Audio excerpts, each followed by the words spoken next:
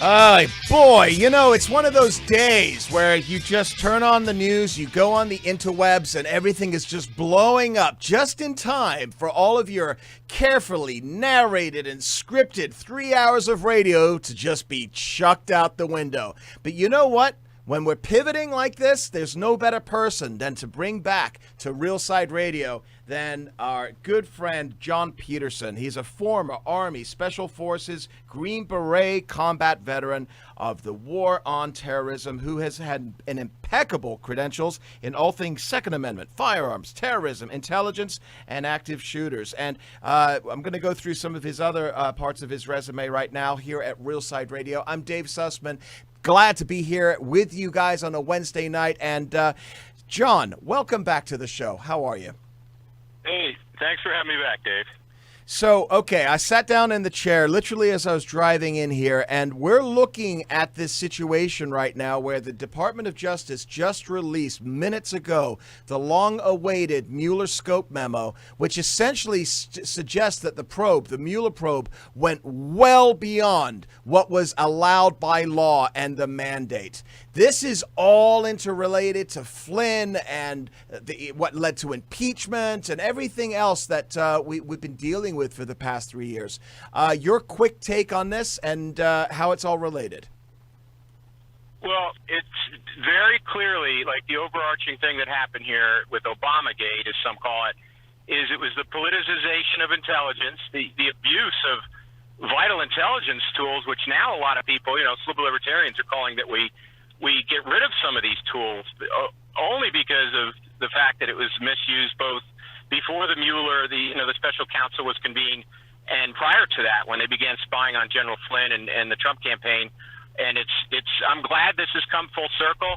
Many of us knew all along there was no merit to the allegations, particularly against Lieutenant General Flynn and some others. And having been somebody who's seen from the other side, from the inside, what this type of intelligence and FISA and so forth, how it works, it's kind of gratifying to see that justice might finally be done. Over the past couple of weeks, we've been hearing a lot of news about General Flynn, and reports have come out showing that Peter Strzok, ex-FBI disgraced agent, looks like that he tried to keep this investigation going when there was no there, according to the DOJ.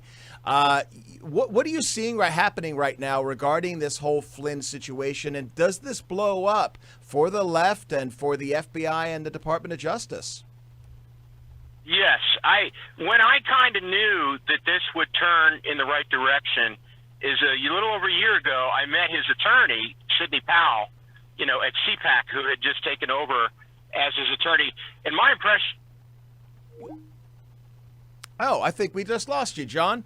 Well, John, if you can give us a phone call back, and we'll make sure that we continue this discussion. I was actually at that CPAC with John, with Sidney Powell, and John brought me a wonderful bag of coffee. What's it called? Rifle something coffee?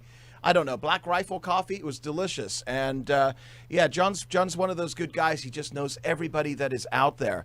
But what we're talking about right now is that the Justice Department inspector, what we are dealing with right now is the whole idea that the FBI colluded essentially with the Mueller investigation and the probe to perpetuate this idea that there was Russian collusion, that General Flynn broke the law when there was no evidence, and they ruined this man. They absolutely ruined and devastated his income. He didn't have any savings left because it all went to paying for his defense. And right now, what we're looking at is Sidney Powell, who is his attorney, Flynn's attorney, is actually filing articles to have everything just completely extinguished. And what does that do when we're talking about how that will impact all of these reports that are now starting to come out? As people start to realize that, once you start realizing that there's other news out there outside of the COVID-19 pandemic, that this is still going on, that the Durham investigation is still happening right now behind the scenes. And the whole idea that this is just going to be pushed to the side and we're going to allow Biden to come in and get the nomination, and there's no there. And, Nancy Pelosi is absolutely 100% focused on pushing through her narrative. She doesn't even want to answer questions regarding Tara Reade. Did you hear her earlier today, by the way, ladies and gentlemen? I want to, hopefully we'll have John come back on here in just a minute. We'll get back to the DOJ. But real quickly, Nancy Pelosi on Tara Reade specifically stated that she's not answering any more questions regarding Tara Reade. She's made accusations that Joe Biden essentially assaulted her, digitally raped her. He stuck his fingers, where they shouldn't have gone in 1993. And there are reports in the Senate that she filed a report saying that he made her feel uncomfortable, blah, blah, blah. She never used the word sexual harassment. Now, keep in mind, this is almost 30 years ago. And the idea of coming out against your boss for sexual harassment was really not done. I mean, besides Anita Hill and the whole Clarence Thomas hearings that took place right before that, we really didn't hear much about that. But she wanted to file it. But six people have corroborated her evidence. 6, not 1, not 2, not 3. How many people corroborated Christine Blasey Ford? Now, I know I'm going off on a little bit of a tangent here, but Nancy Pelosi, she's done with this storyline because it doesn't serve her narrative. And now the narrative is going to start to shift towards Sidney Powell's client, General Flynn. He's going to go towards what really took place with the Mueller investigation. How much further beyond the scope of what was allowed by law did Mueller probe the Trump administration? And if it did go beyond what is looking like right now, absolutely it did. What is going to be the repercussions of this? And how are the Democrats going to respond? Ladies and gentlemen, the idea of the fact that, first of all, during January of 2020, a whole 4 or 5 months ago now, while the Democrats were focused 100% on impeaching this president, and this president was focused on the pandemic, shutting down travel between China and the United States, which has saved how many countless lives at this point. And even my friends on the left can't disagree with that. The Democrats were focused 100% on trying to take out this president. This is all they've been doing since January 20th, 2017. And now we're starting, I love the MSNBC and CNN. The walls are closing in on President Trump. Yeah, you know what? The walls are now starting to close in on the left, who've perpetrated a fraud for 3 years.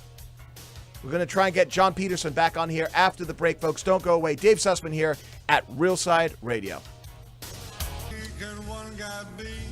I don't know about you, but I'm feeling really lucky tonight, folks. Dave Sussman here at Real Side Radio. It is great to be back with everybody. We lost John Peterson in that last segment, but we got him back, and we were talking about everything that is just now blowing up in the mainstream news. They cannot ignore this, that the Mueller probe went beyond its original scope, and how this is all interrelated. Basically, it's so incestuous with Flynn, General Flynn, and everything else that we're going to be talking about. The rest of this, I'm going to keep John on till the top of the hour because we lost him in that previous segment here. But Dave Sussman here at Real Side Radio. In the second hour, if you'd like to give us a phone call, you can give us a phone call at 855-REAL-JOE. That's 855-732-5563. And you can also follow us at therealside.com. But in the meantime, we're going to be talking here with John Peterson. John is, he's one of those guys that basically has had his finger in almost everything. When we're talking about, I mentioned originally former special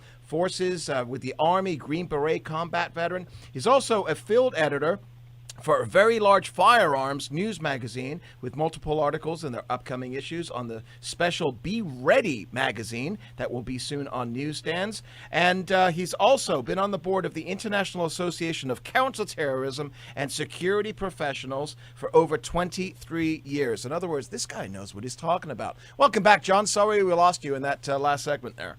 Hey, no problem, man. High technology there. On terrestrial radio, by the way, we're on 70 stations across the Salem radio and GCN radio network. So, John, we were talking in that last segment there. I got to ask you, let's talk a little bit about Michael Flynn.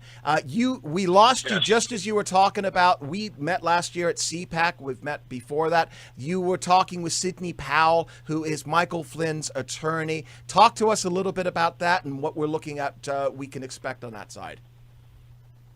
So, he has spent as of 2017, $3 million on his legal defense, lost his house, had his life ruined. His business was gone. He started a business when he retired from the military. But where things picked up again, was in the fall of 2016 during the transition when Flynn was brought in to be National Security Advisor. And this all began, we knew that before that, the Democrats were out to get Flynn. They tried multiple times, like when they fired him as DIA director under Obama. For those that don't know, General Flynn was a registered Democrat his entire adult life, but he kept his politics out of the workplace. In my view, and having seen this man's work firsthand, one of the most professional generals and particularly the most accomplished military intelligence officer, I think, that we've almost ever seen. Probably the most enviable resume of any of them, with 33 years doing just that in assignments that others consider coveted, and 5 years of that in a combat zone. So he finishes all this. He retires from the government, somewhat in disgrace because of Obama, and admits that he was fired by Obama. When President Trump-elect Trump brought him on, he had a phone call with the Russian ambassador to the United States, Sergei Kislyak, involving the settlements with Israel. That call talked about sanctions, which the Trump administration was about to oppose, whereas the Obama administration was for it. This is where they began to misuse the tools, the intelligence tools called FISA, to spy on Flynn. Legally, they can do it because any phone call if there's one foreigner in the call, the government can sweep the information and analyze it. But they use this politically. They leak that information, top secret information, Dave, that is among the most expensive and sacred, that I'm not even allowed to talk about how it works because of my background and security clearances, but they use that information for politicization to set him up with the FBI, and then they simultaneously leak this information to a very well-known reporter, and the rest is history, of course. He only lasted a few weeks in the White House. Right. It was the 20th of, he started on the 20th of January. The fabled meeting with the FBI was the 24th when McCabe called him and asked to have a so-called meeting, the one that Comey jokes about. And by the middle of February, he resigned on February 13th, 2017. So he was only there about 3 or 4 weeks, as the National Security Advisor. So basically the Democrats got to claim their first scalp. This was the beginning of all of the Obamagate that we know of. But this was the first victim and probably the one who fell the hardest so far. Luckily, though, about a week ago, it became public that he withdrew his plea of guilty. Mm-hmm. And it's in a 12-page he posted it on Twitter a few days ago, but it was signed or filed in federal court on the 29th of January. So Sidney Powell was the one behind all of that. His attorney, who's a real butt kicker, and he's fighting back, finally. I mean, he's millions of dollars in debt from legal fees for something he never did wrong. And now he's fighting back, and it's just a good thing to see this happening. Yeah, it is. And Sidney Powell is definitely on top of all of this. Now, real quick question for you, because what we just learned in the last week was that the FBI official questioned whether the goal of Michael Flynn interview was to get him. And they actually they wrote it down that they wanted to get him to lie. Tell us about that. I saw that. Well, it's pretty clear that they abused the process, the politicization of the spies and other intelligence. So they managed to get something on him that as part of the smear campaign. It had no basis in fact, but it did work pretty effectively. They basically forced him out of the White House. But he said in the 12-page plea withdrawal that anybody can see online on his Twitter account, but he clearly stated that in November 2017, by that point, he was being forced into making a guilty plea, that they were coercing him. This is what the FBI is good at. They are good at getting confessions. They have a variety of techniques they use to do it. You probably read that there were threats that they might go after members of his family. So as Sean Hannity and Sarah Carter and Solomon and others have pointed out, that it was very clear that he was being coerced, so he did this to protect his family. So on December 1st, he went ahead and admitted to that he lied, pled guilty, which, of course, now he has said that he has never lied all along, that he was coerced. So this was a forced confession. That's exactly what happened. So, okay, let's step outside of the Sean Hannity, Sarah Carter echo chamber for a minute, because I take a look at this and I think to myself that a lot of people on the left just completely discount this as some kind of conspiracy theory. Tell us why this isn't, that this actually happened. Because they used classified intelligence as the basis to interview him. You know, he hadn't even set up his office in the White House yet, in the West Wing, when he gets a call from McCabe, you know, Deputy Director of the FBI for Counterintelligence, asking to interview him, right? Which, of course, they sent a couple agents over, which is now history, and we know that we've seen their notes about what they were planning to do. But they took classified intelligence and did two things. They used it as a trumped-up basis of an investigation to pin him, or to do what's called collaring in law enforcement. At the same exact time, someone who saw that intelligence, which very few people in the government could see, leaked it to a pretty famous Democrat-leaning outlet. Now, we've heard that through the Durham investigation, they are zeroing in on who may have leaked that intelligence, which would be a great thing, because that's a felony. But yeah, they used this to railroad the man and to pressure him. And, you know, it really hurt him, because he fell out of favor with the White House temporarily, with Vice President Pence in particular. And, you know, if you look at what President Trump and Pence said right after Flynn resigned, it wasn't looking good for General Flynn. Mm-hmm. But a lot of us who have seen his work, who have sat in briefings that he ran and so forth, we knew this is not the man that the media was trying to make him out to be. He had a sterling silver career, you know, man of impeccable integrity. And there was no way in my mind that he did anything wrong. I don't see him doing that and taking that kind of risk. So it was trumped up, and now we are starting to see the truth about it. You know, granted, this is red meat for all the conservative media and everybody else, but I've looked at it from a former intelligence contractor who've seen the fruits of his labor, you know, who had seen that where his work was pioneering somewhat as a maverick, where he tried to revolutionize the way we fought the war. That's how myself and thousands of people that worked under him, who frankly are irate about this and who gave to his legal defense fund, you know, we see a man who's been wrong, all part of the Get Trump, the whole anti-Never Trump campaign. Yeah, and it's an absolute fact that Flynn did plead guilty in the special counsel's investigation. That was back in 2017, right, for making false statements during the interview regarding his conversation, as you talked about, with Kislyak.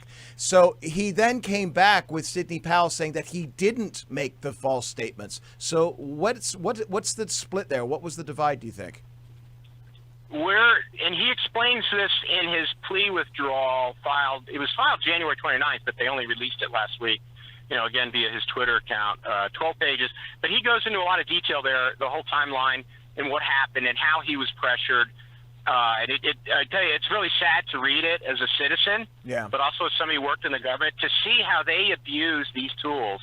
Obviously, politicization, but where they stayed on this man and tried to punish him in this way and drag this whole thing out. I mean, as you may recall, as many will, that the judge, there were various stays and delays in this court trial, thus costing him more money.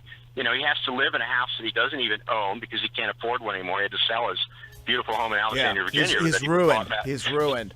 John, stick through the break. Here he is. John, stick through the break. We're going to go cover more of this after with John Peterson. We're talking about what is going on right now with General Flynn and the breaking news tonight. We'll be right back here at Real Side Radio. And Dave Sussman here in the chair at Real Side Radio for Joe Messina, doing the white man overbite. This is some great bumper music here. In the next hour, I'll be taking your phone calls. Give us a phone call. Get in line now at 855-REAL-JOE. That's 855-732-5563. And in the third hour, we're going to be talking with a specialist doctor who is going to be giving us some inside information about what we are not hearing in the mainstream media about COVID-19, especially as we just saw Dr. Erickson from Bakersfield and that incredible viral video that was floating around YouTube. YouTube decided to remove it. Censorship? pretty scary stuff. But for the rest of this hour, I'm delighted to have with us, returning to Railside Radio, is John Peterson. John is the chairman of the board of a new or patriotic nonprofit organization called the American Preservation Alliance, which is preparing to do some projects for public good. He is a former Army Special Forces Green Beret combat veteran on the war of terrorism, and basically just an all-around great guy. I've had the opportunity and the pleasure of meeting you, John. You know, when you got knocked off that call in that first segment with us, I was talking about that incredible coffee you got for us, both Melissa and myself at Whiskey Politics. You're just a super, super nice guy. What was that, Black Rifle, right? Black Rifle Coffee. Yeah, that was better known. A guy stuff from my former unit owns that. Oh, he does. That's doing really well, right? Yeah, I think they're becoming gazillionaires. But yeah, he's former Special Forces sergeant, and he teamed up with a former Army Ranger named Matt Best, who's pretty well known on social media, and they formed this great company. And they hire a lot of disabled veterans and support good causes. You know, they give back a lot to charity, and I just think they're a great guy. So, and I love the coffee. So yeah, it's good stuff. All right, well, let's get back to work. I wanted to get your impression on a lot of this. We have to go back now in history because, 2015, 2016, this was the Hillary Clinton's campaign in 2016. They basically sponsored for this dossier to basically find out information about the Trump campaign, Trump's businesses and things like this. They got erroneous information from Russia. That erroneous information from Russia was sent to Yahoo News because Yahoo News decided that they were going to print it up in an article. That gave them sufficient information to get a FISA warrant. Now, FISA, Foreign Intelligence Surveillance Court. Talk to us about the FISA court and whether or not you think, I know you've been hearing some rumblings that maybe some changes are coming down the pike for the FISA court. Yeah. Well, when all this is said and done, and a lot of it will happen in the next few months probably with the Durham probe that was ordered by Attorney General Barr, a lot of people in this country are going to be very upset because they're going to find out that one of our most sacred intelligence gathering tools, especially for fighting terrorists and finding foreign spies on our soil, was misused very illicitly and treacherously by, of course, people connected to Mueller, but these are the people who went after Flynn, Carter Page, and so forth. So they use these tools. It was politicization of intelligence, which is totally forbidden. But basically what happens is if the government decides they're going to go after a terrorist or a foreign spy or somebody who's involved in that, if one end of the phone call or communication or whatever it is in the United States and one is foreign, they're allowed to so-called tap that or collect against those two people. And that is very strictly managed. It had a lot of oversight, we thought. They have to go in front of a secret court, which most people have never even heard of, called the Foreign Intelligence Surveillance Court. And this is very secretive stuff. I've actually got to go to a whole day briefing about FISA at the FBI headquarters years ago, and I was convinced back then that, hey, these people walk in the straight line and obeying our civil liberties and protecting them. Boy, were we wrong. So in this case, it's becoming clear, and I think the public will get to see a lot of light is going to be shed on this, a lot of sunlight, that it was clearly abused to go after the Trump organization, the Trump campaign, and his associates and appointees. And there's probably going to be calls to, as there has been before, but especially this year we'll see it, people are going to want to have it disbanded, taken away. It's an act, actually, that gets renewed periodically by Congress. Yeah. What I would say is this. I'll give you a good analogy. If we had a ship that had a crew that was, part of the crew was mutinous or a bad propeller, you don't sink the whole ship just because part of it's bad. I think we got to reform the heck out of this, federal law enforcement and the intelligence community, and how they do this type of domestic intelligence gathering, because obviously it got misused, and they can and will misuse it again. But Dave, I'll tell you this, okay? I'm not just one of these guys who learns off of the internet or social media. I know several people who, as their job, do the surveillance under FISA. I'm talking about people who work in federal law enforcement intelligence, and who I've talked to recently. All right, and sometimes I scream and yell at these people, like, what the heck is going on over there? But this was a small group, most likely, of rogue agents and intelligence people who are all part of this cabal, what we're calling Obamagate and FISA-gate. Their ability to do this and misuse it, that needs to be fixed, without a doubt. And there's people inside the government who will tell you the same thing, because it can happen again, and they will use it again. Look what they've done to ruin lives. At least 9 people charged criminally under this whole Obamagate, and none of them was guilty of anything involving Russia collusion, which was, as you mentioned a minute ago, was supposedly the basis of all this. It's a real miscarriage of justice and travesty. So I'm going to try and get a couple more questions in here before the top of the hour with you, John, because you're so full of information. So we had the Horowitz report that came out, and that kind of, there were some negative things in there for the left, but the way that it was reported, it kind of fell as a big thud. We've got the Durham report, as you just talked about. Now, supposedly that was... we were expecting that in March, April. Obviously, COVID-19 has just pushed everything off the map. But a lot of people are now suggesting that maybe that by the summer, which is going to be in the heat, the heart of the presidential nomination conventions. Let me ask you this, okay? I can't assume that we're going to have smoking guns from, this is just me, from the Durham report, because I think so many people on the right have been disappointed by the promises. The storm is coming for 4 years now, and nothing has really happened in a negative way. But let me ask you this. Why don't you think the Republican Senate, with Lindsey Graham, who makes fantastic sound bites, he never sinks his teeth into anything? Why hasn't the Senate investigated this?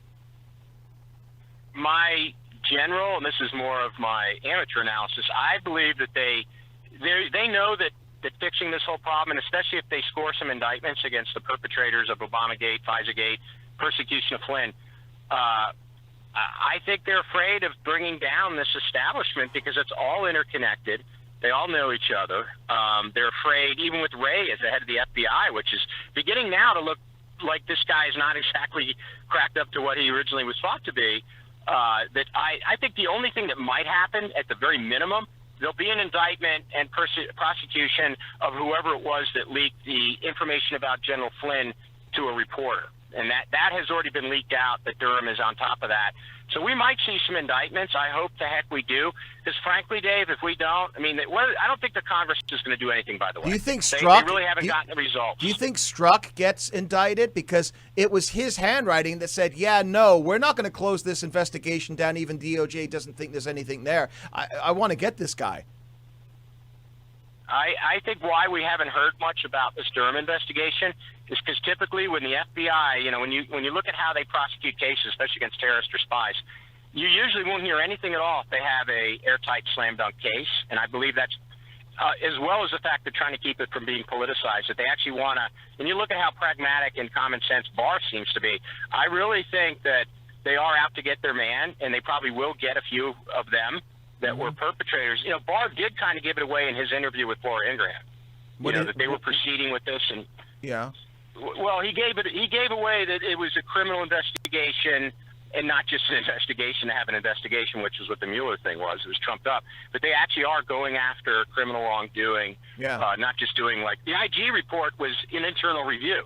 That's it. Every federal department has an IG. This is separate from that. So I believe, I'm hopeful that they'll get at least an indictment against whoever leaked that top secret info. Because frankly, that happens way too much.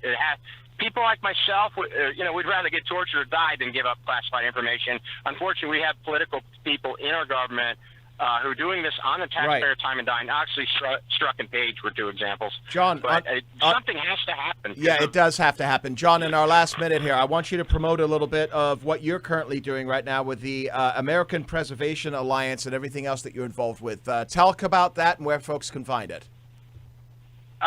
We are going to have a nice website later this summer, but we have a Twitter, an Instagram, and a Facebook, just America Preserve or at America Preserve or American Preservation Alliance. And we're just going to do a lot of things to help fill some gaps what the public needs, such as what you and I have talked about before, places to find better sources of media, how to evaluate the news, because a lot of it is fake news. Coming from the background of intelligence and investigations, we're going to be getting into some charity. In fact, one of my favorite charities that we'll talk about, and others, there's some veterans like AmericanSnipers.org and others. We're going to do a lot to try to help with informed citizenry, active citizenry, as a nonprofit, and not hard edge on the politics, because as a lot of us that are former military and former police, we want to do something else after we've retired, try to give back, to our country and help out. And look at now, in this time of political strife, and contentiousness, with our civil liberties and our Constitution literally being challenged by certain elements in this country, a lot of us really are feeling the urge to do something and to try to help. So that's the gist of what that's all about. I started it in 2014 in Washington, D.C. on Patriots Day, April 19th. And wow. I've collected together, who a lot of them are. Yeah, a lot absolutely. Of really good people. John Peterson. Wonderful Americans. Greatly appreciate you taking the time, my friend. We'll have you back on again down the road. Source welcome. of great information. Everybody go check him out at American Preservation Alliance on Facebook. He's one of the good guys.